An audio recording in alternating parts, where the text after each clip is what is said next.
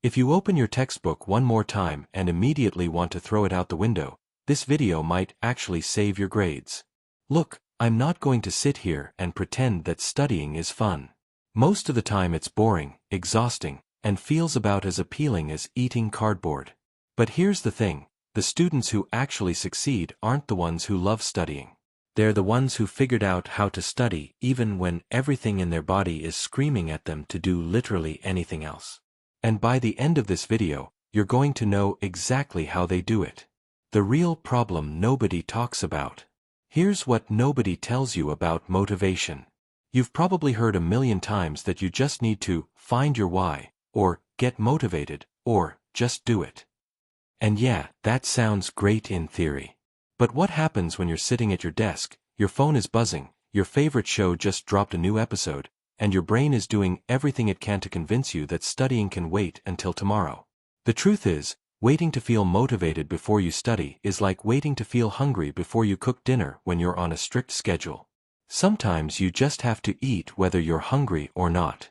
And the same goes for studying. Research from the University of Toronto found that motivation doesn't actually come before action. It comes after. You don't feel like studying and then study. You start studying, and then you feel motivated to continue. Your brain is literally wired backwards from what you think. Understanding why your brain fights you. Let's talk about what's actually happening in your head when you don't feel like studying. Your brain has this thing called the limbic system, which is basically the emotional, impulsive part of your brain. It wants immediate pleasure and it wants it now. Then you have your prefrontal cortex, which is the logical part that knows you need to study for that exam next week. When you don't feel like studying, your limbic system is winning. It's screaming, Netflix, TikTok, food, anything but this boring textbook. And your prefrontal cortex is sitting there going, but we really should study though. The problem is, the limbic system is way stronger in the moment. It's been around for millions of years, while your prefrontal cortex is relatively new in evolutionary terms. So you're basically trying to fight millions of years of evolution every time you try to force yourself to study. But here's the good news. You don't have to fight it head-on. You just have to trick it. The 2-minute rule that actually works. There's this technique called the 2-minute rule, and it's stupid simple but weirdly effective. Instead of telling yourself, I'm going to study for 3 hours, you tell yourself, I'm just going to study for 2 minutes. That's it. 2 minutes. Your brain can't really argue with 2 minutes.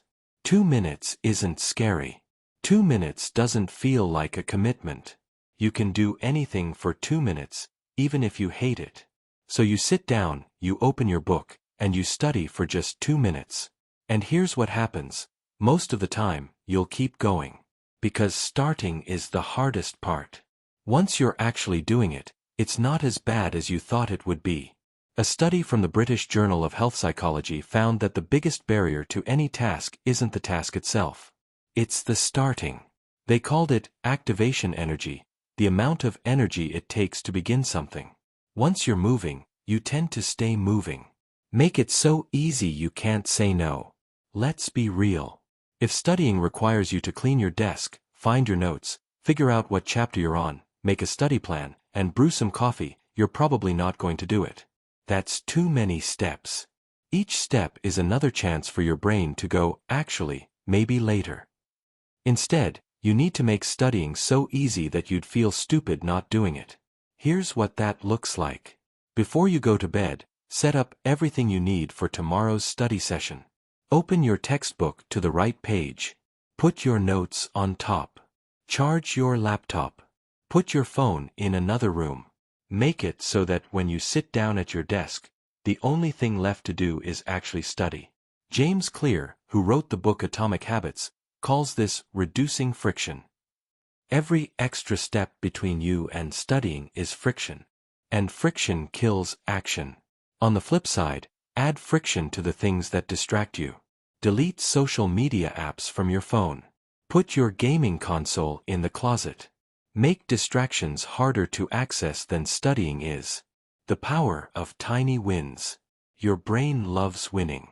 Even tiny, meaningless wins give you a little hit of dopamine. So use that. Instead of setting a goal like study biology, break it down into tiny wins. Read page 47. That's a win. Summarize one paragraph. That's another win. Answer 3 practice questions. Another win. Each tiny win makes your brain go, hey, we're actually doing this, and releases a bit of dopamine. And dopamine makes you want to keep going. There's actual science behind this. A study from Harvard Business School found that the single most motivating thing for people isn't big achievements. It's small, consistent progress. They called it the progress principle. So stop trying to study for 4 hours straight. Study for 10 minutes. Take a break. Study for another 10 minutes. Celebrate each session. Your brain will start to associate studying with winning instead of suffering. Change your environment. Here's something you probably already know but ignore anyway. Your environment controls you way more than you think it does. If you always study in your bed, your brain associates your bed with studying, which means your bed stops being a place to relax. And studying stops being focused because your brain thinks, wait, isn't this where we sleep? You need a dedicated study space. It doesn't have to be fancy. It can be a corner of your kitchen table. But it needs to be only for studying. When you sit there, you study. When you're done, you leave. A study from Princeton University found that physical clutter in your environment competes for your attention. Your brain is constantly processing everything around you. A messy desk means your brain is using energy on 100 different things instead of focusing on one thing. Clean space, clean mind. Sounds cheesy, but it's backed by research. Use your body to hack your brain. This one's weird, but it works. Your body and mind aren't separate. They're connected. And you can use your body to trick your mind into studying mode. When you don't feel like studying, your body language probably shows it. You're slouched over, your head is down, maybe you're lying on your bed. That physical state sends signals to your brain that say, we're tired, we're relaxed, we're definitely not studying right now. So change your body and you'll change your mind. Sit up straight. Put both feet on the floor. Take a few deep breaths. Smile, even if you don't feel like it. Your brain reads these physical cues and goes, oh, I guess we're doing something important now.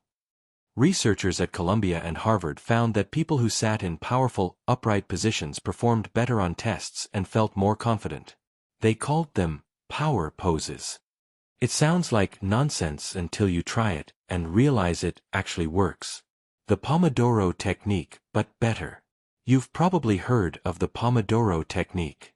Study for 25 minutes, take a 5-minute break, repeat.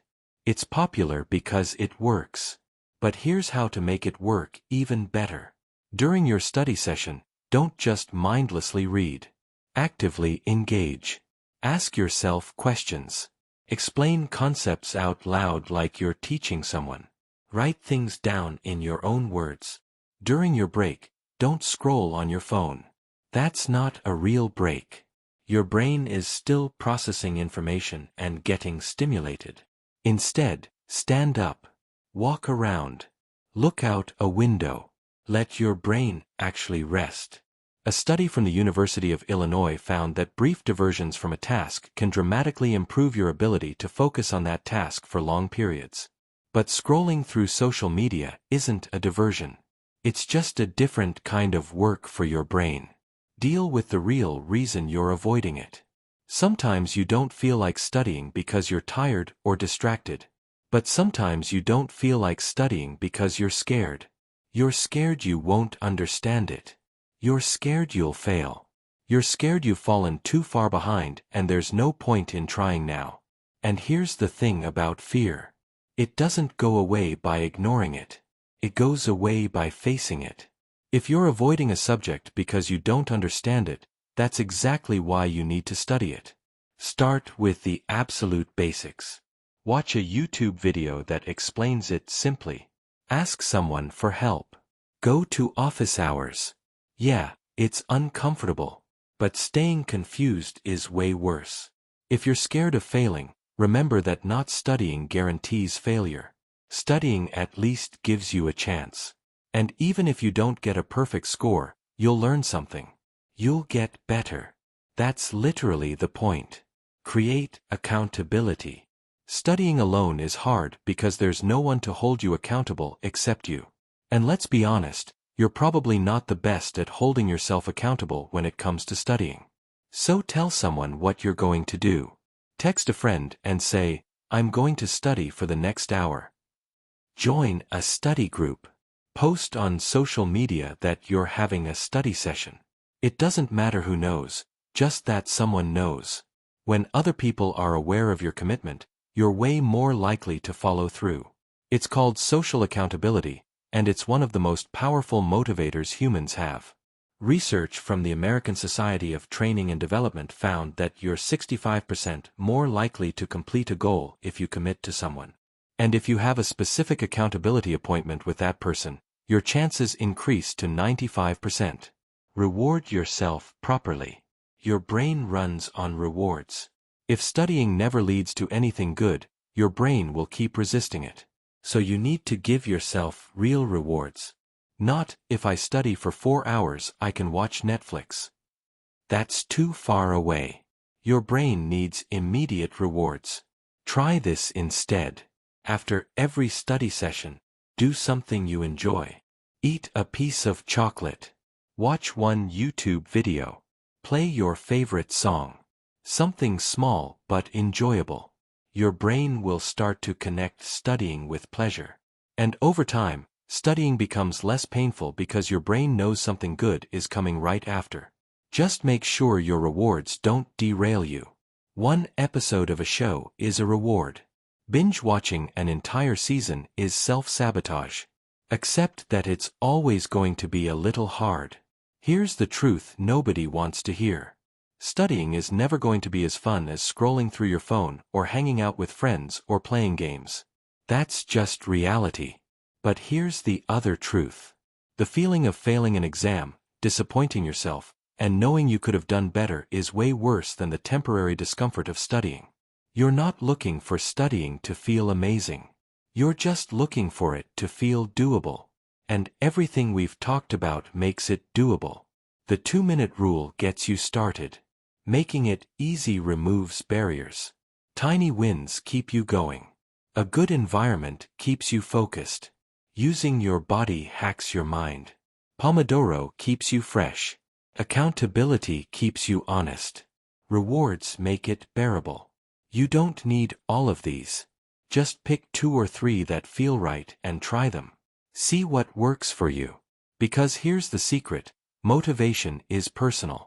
What works for someone else might not work for you. But something will work. You just have to experiment until you find it. The bottom line. Studying when you don't feel like it isn't about becoming a different person or finding some magical motivation that makes everything easy. It's about having systems that work even when you feel terrible. It's about making the action of studying easier than the action of avoiding it. And once you start, once you build momentum, once you see yourself making progress, something changes. You stop needing to trick yourself as much. You start to see results. And results create real motivation. You've got this. Not because you're special or because studying is easy, but because you're capable of doing hard things even when you don't feel like it. That's literally what discipline is. And discipline beats motivation every single time. If this helped, drop a like and subscribe for more study tips.